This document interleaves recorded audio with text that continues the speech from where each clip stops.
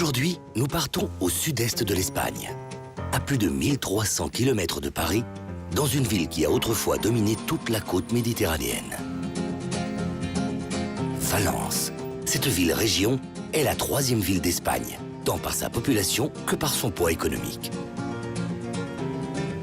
Dotée d'un patrimoine architectural remarquable, elle est notamment connue pour ses églises gothiques, ses édifices baroques, mais également pour ses pavillons futuristes.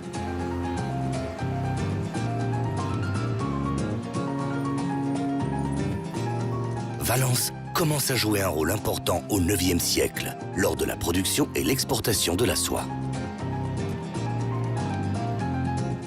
Pour mieux comprendre ses premiers pas, visitons la première institution au monde qui fut dédiée à la soie. La soie émerge à Valence au IXe siècle par le biais des Arabes. Ils ont introduit la culture de la soie à travers la mer Méditerranée.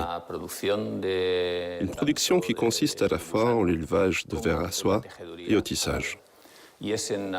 Cependant, c'est au XVe siècle que le commerce de la soie prend son ampleur grâce à la création de l'antique corporation de tisserands, Gremi de Veluters. Il s'agit de la première organisation officielle de tisserands de Valence.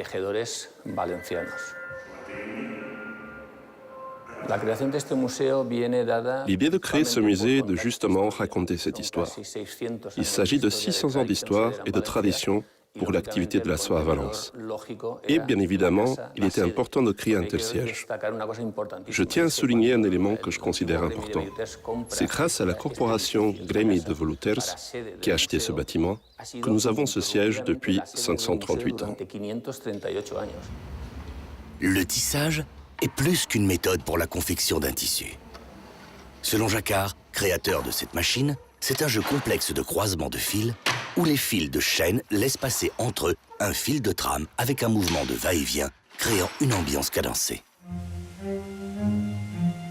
Une des particularités de Valence est l'influence gothique présente dans ses églises, sa cathédrale, sa peinture et ses sculptures. Le gothique valencien est né au deuxième tiers du XIIIe siècle, après l'influence architecturale maure et romane. Ce style n'était pas réservé qu'aux édifices religieux. Pour cela, rendons-nous aux loges de la soie, c'est-à-dire les halles de la soie. Nous sommes dans un édifice très cher à la ville de Valence. Ce n'est pas par hasard qu'il était déclaré patrimoine de l'humanité. En fait, c'est le seul bâtiment que nous ayons qui est classé au patrimoine de l'humanité.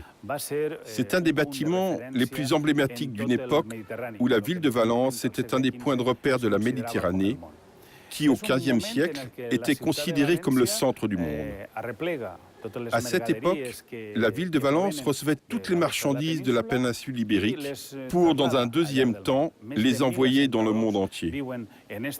Plus de 1000 représentants de territoires et de pays étrangers vivaient dans cette ville afin de signer des accords pour l'importation et l'exportation des marchandises.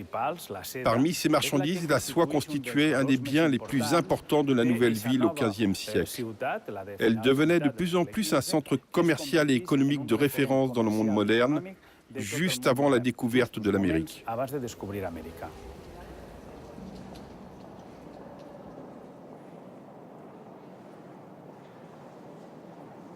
Ce bâtiment a été construit avec pour objectif d'épater ses visiteurs.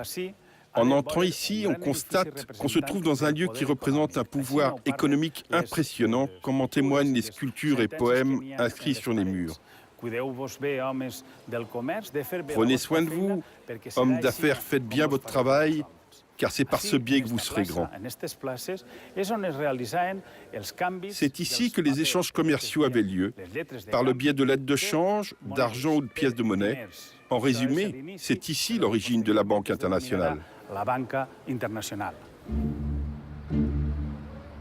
La ville de Valence est en harmonie, fruit d'un combat permanent entre deux styles, le gothique et le baroque.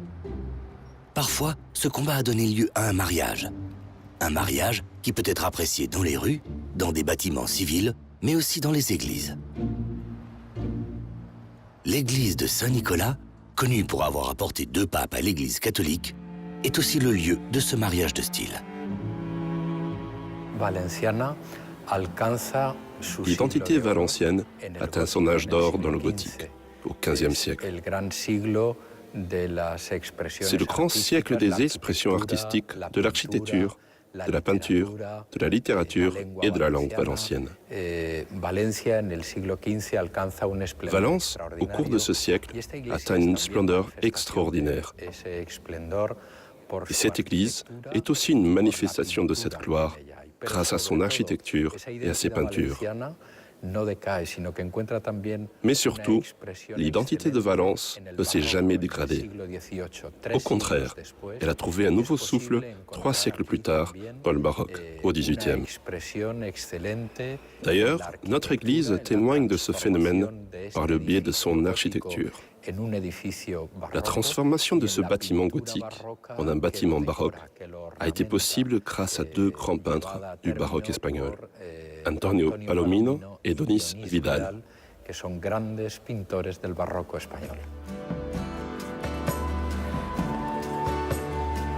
Celui qui visite Valence sera toujours surpris par un fort contraste entre l'ancien et le moderne. Entre l'histoire gothique et baroque qui fait face à une ville quasi futuriste. Nous traversons l'ancien fleuve de Túria.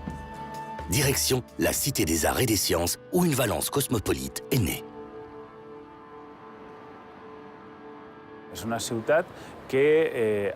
Valencia est une ville qui a changé sa physionomie vers de nouvelles définitions artistiques. Nous avons le Palais de l'Opéra, qui est un des plus beaux bâtiments qui a été construit sur le lit de l'ancien fleuve Túria. Cet espace est devenu un grand jardin après avoir été dévié dans les années 60. Juste à côté, nous avons un musée dédié à la science et aux arts et un aquarium. Depuis les années 90, l'idée était de donner une nouvelle image pour cette ville afin d'effectuer la transition d'une riche et belle ville gothique à une ville moderne, ouverte à la mer, qui accueille des bâtiments uniques. Autrefois, le grand fleuve Túria traversait la ville de Valence de part en part. Depuis la grave inondation de 1957, qui causa la mort de 80 personnes, ce fleuve a été dévié pour la création d'un jardin du même nom. Ce jardin comporte une des plus grandes pistes d'athlétisme d'Europe qui nous mène du centre-ville à la Cité des Arts et des Sciences. La première édition a été en 1981 et la Fondation Trinidad Alfonso a commencé à collaborer avec la marathon en 2012 quand le président de la Fondation, Juan Roig, a été étonné pour l'image du départ et il a ressemblé la plus connue marathon du monde, la marathon de New York. Et il a pensé qu'on pouvait aider à développer ce projet-là et il a été le premier projet de la Fondation dans cette année-là, 2012. Au cœur de la Cité des Arts et des Sciences se trouve l'Océanographique. On y accède par un bâtiment représentant les pétales d'un nénuphar géant. Autour d'un grand lac, 10 pavillons sont dédiés chacun à la vie maritime des différentes zones climatiques de la planète. Tous les ans, plus d'1 million de personnes visitent ce site, ce qui en fait un des 4 établissements zoologiques les plus visités d'Espagne. L'Océanographique de Valence a été inauguré en 2003. Il a été conçu par l'architecte Félix Candela et c'est le plus grand aquarium d'Europe. Il compte environ 500 espèces différentes. Dans ce tunnel où nous nous trouvons actuellement, il y a 7 millions de litres d'eau sur nos têtes, avec différentes espèces de requins, de raies et autres types de poissons d'aquarium qui font de ce lieu un des plus spectaculaires d'Europe.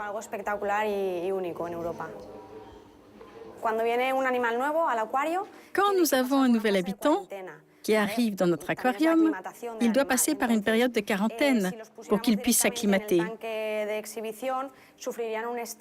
Nous l'installons au début dans un réservoir avec maximum 3 autres membres. C'est nécessaire pour qu'il puisse se sentir à l'aise avec ses nouveaux camarades. Et quand nous sommes sûrs qu'il se sent bien intégré, nous le laissons en liberté avec les autres. Un des atouts de la région de Valence est sa forte production agricole. Cette région est riche en vin, en riz et surtout en oranges. Valence fait partie d'une grande région agricole nommée l'Horta. L'Horta est traversée par le dernier tronçon du fleuve Turia, qui se jette dans la mer Méditerranée à Valence. Elle inclut les zones inondables de sa plaine ainsi que la réserve naturelle d'Albufera. Nous pouvons retrouver tous ces produits dans le grand marché central. Nous avons rendez-vous avec Consol Castillo, conseillère municipale en charge de l'agriculture. Nous sommes dans un marché qui a plus de 100 ans. Il a été construit à une époque où la ville se trouvait dans une bonne situation économique. Ici, c'est le point de rencontre des produits de l'Horta, les vrais produits du terroir qui sont toujours importants pour les Valenciens. Depuis de nombreuses années, le marché a été un lieu de rencontre pour les gens qui venaient ici vendre leurs produits. Maintenant, c'est un point de réunion pour toutes les personnes qui viennent nous visiter et qui trouvent ici un bel échantillon architectural d'une grande valeur, mais surtout une multitude de denrées qui sont produites, la plupart d'entre elles, à quelques minutes de la ville.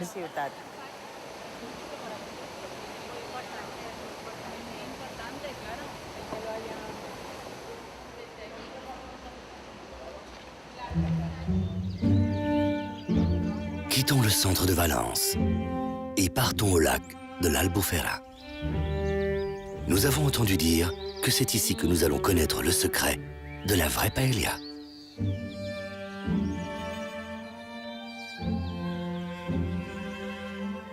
La paella est née autour de ce lac, le lac de l'Albufera, juste à côté de Valence, et même dans la ville de Valence en ce moment-là.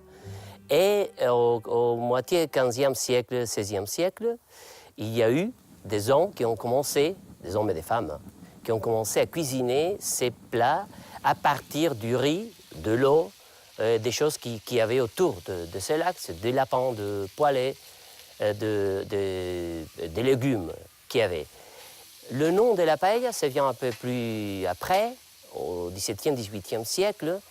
On prend le nom paella de la poêlée de fer, et le nom maintenant, c'est le nom de cet outil avec lequel on fait ces plats.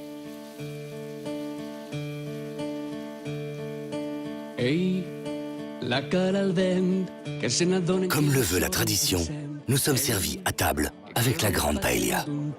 Et comme l'on dit en valenciano, gracias et non gracias.